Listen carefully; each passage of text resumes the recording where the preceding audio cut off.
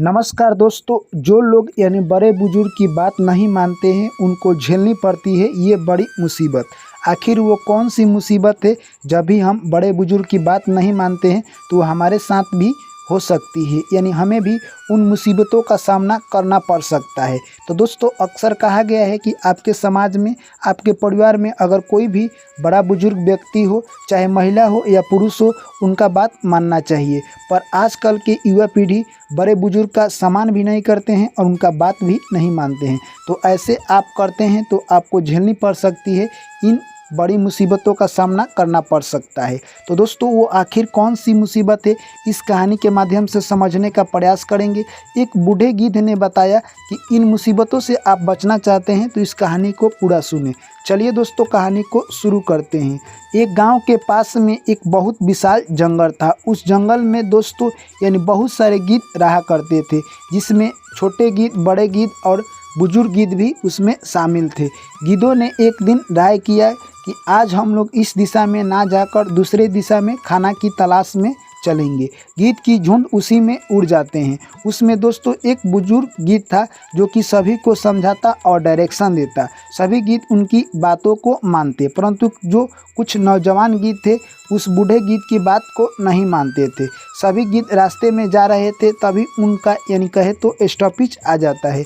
उसी स्टॉपेज पर वो लोग जैसे ही उतरने वाले थे, वहाँ पर देखते हैं कि एक बहुत बड़ा जीव यानी मरा हुआ है। यह देखकर बहुत सारे गिद्ध उस जीव पर अटैक कर दिए। तभी दोस्तों बुजुर्ग गिद्ध कहता है कि तुम लोग ऐसे ही जाने बूझे उस जीव पर अटैक नहीं करना चाहिए, क्योंकि यहाँ भी जंगल है, यहाँ के कोई भी पक्षी, जीव जंतु उस जीव को नहीं खा रहे हैं। हम लोगों को जाकर डायरेक्ट नहीं खाना चाहिए। तभी दोस्तों कुछ गिद्ध बात सुनते हैं और उनमें से दो चार ऐसे गिद्ध थे जो कि नौजवान थे, यानी बुजुर्ग गिद्ध की बात नहीं सुनते हैं और सीधे जाकर उस जानवर को अटैक कर देते हैं और खाने लगते हैं। देखते ही देखते कुछ मिनटों में उनको चक्कर आता है और वो अपनी जान गंवा देते हैं। यह सब देखकर बुजुर्ग गिद्ध कहता है कि मेरा जो भी लोग बात नहीं माने, यानी जो भी गिद्ध मेरे बात नहीं माने, वो अपना जीवन से हाथ धो डाले। उसके बाद दोस्तों यानी गिद्ध कहता है कि तुम लोग ऐसे मेरे बात को नहीं समझो, क्योंकि हर समाज में बुजुर्ग व्यक्ति का महत्व अलग होता है। मैं तुम लोगों को एक कहानी के माध्यम से समझाना चाहता हूँ, क्योंकि जब भी अगर इंसान कहानी सुन लेता है या पक्षी, जीव जंतु कोई भी, तो उसके दिमाग में बैठ जाता है। तुम लोग इस कहानी को पूरा सुनना। उसके बाद गिद्ध कहता है कि एक प्यारा सा गांव था। उस गांव में यानी कहे तो बहुत सारे लोग रहा करते थे। वो गांव राजस्थान में था। तभी यानी उस गांव में एक राजा था जो कि अपने सभी प्रजा से बहुत प्यार करता था। राजा सोचता था कि एक दिन मैं अपने सभी ग्रामवासी को यानी कहे तो राजस्थान भ्रमण के लिए लेकर जाना चाहता हूं, और उधर भी मेरा बिजनेस का सिलसिला है, जो कि मेरा दोनों काम हो जाएगा, मेरा काम भी हो जाएगा और पुण्य का भागी भी बन जाऊंगा। दोस्तों, राजा ने ऐसा सूचना पूरे राज दरबार में भेजवा दिया। सभी लोग खुश हुए और अगले दिन सुबह जाने की तैयारी चल रही थी, जिसमें बच्चे, बूढ़े और नौजवान भी शामिल थे। दोस्तों, सभी लोग बैलगाड़ी से जा रहे थे, क्योंकि ये पुराने ज़माने की बात थी। तभी उसमें एक बुजुर्ग व्यक्ति था जो कि बोलता था कि सभी लोग अपने लिए कुछ कुछ खाने और पीने को ले लो, क्योंकि राजस्थान में उतना व्यवस्था नहीं थी। दोस्तों, बुजुर्गों की टोली में बहुत सारा पानी रखा हुआ था और नौजवान जो लोग थे वो सोचते थे कि हम लोग कहीं से पानी आगे इकट्ठा कर लेंगे, ज़्यादा पानी घर से लेकर चलने की कोई ज़रूरत नहीं है। दोस्तों, वो लोग चल देते हैं और बहुत सारा डीजे भी बांध लेते हैं। जैसे ही उनका डीजे बाज रहा था, बुजुर्ग लोग कहते हैं डीजे तुम लोग बजाओ, परंतु साउंड कम कर लो। नौजवान लोग बुजुर्ग की बात नहीं मानते हैं और कहते हैं कि आप लोग आइए, हम लोग बहुत आगे चलते हैं, आप लोगों से आगे मुलाकात होगी।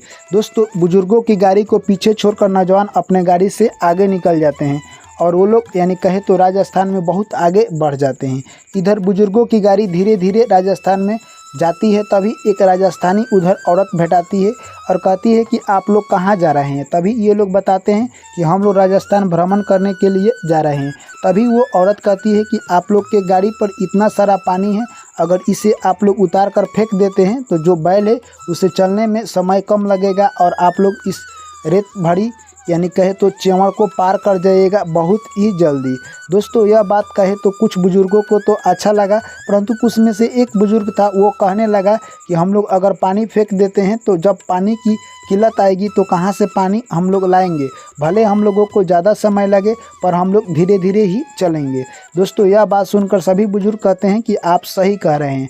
दोस्तों वो लोग पानी को नहीं फेंकते हैं और धीरे धीरे राजस्थान को पार करने वाले थे। जैसे ही आगे जाते हैं तो देखते हैं कि यानी एक सरोवर था। सरोवर के पास देखकर वो लोग सारे लोग खुश हो जाते हैं और सोचते हैं कि आज हम लोग यहीं पर रात गुजारेंगे। जैसे ही वहाँ पर जाते हैं झरने पर पानी पीने के लिए तो देखते हैं कि यहाँ पर बहुत सारे लाशें पड़ी हुई है। दोस्तों लाशें को देखकर यानी कहे तो वो लोग अचंभित हो जाते हैं और कहते हैं कि इस महा सुनसान जगह पर कोई इतना व्यक्ति कैसे मर गया है। दोस्तों यानी उनके बारे में निरीक्षण करने लगते हैं। जैसे ही सभी व्यक्ति के चेहरे देखते हैं तो वो लोग काफ़ी दुखी हो जाते हैं। किसी का लड़का है तो किसी का यानी कहे तो बाप है, तो किसी का बेटा है, तो किसी का भाई है, यानी सभी लोग किसी का सगे थे। यह सब देखकर बुजुर्ग व्यक्ति काफ़ी यानी सदमे में चले जाते हैं और कहने लगते हैं कि आखिर इन लोगों के साथ ऐसा क्यों हुआ। ये लोग तो सरोवर के पास आ चुके थे।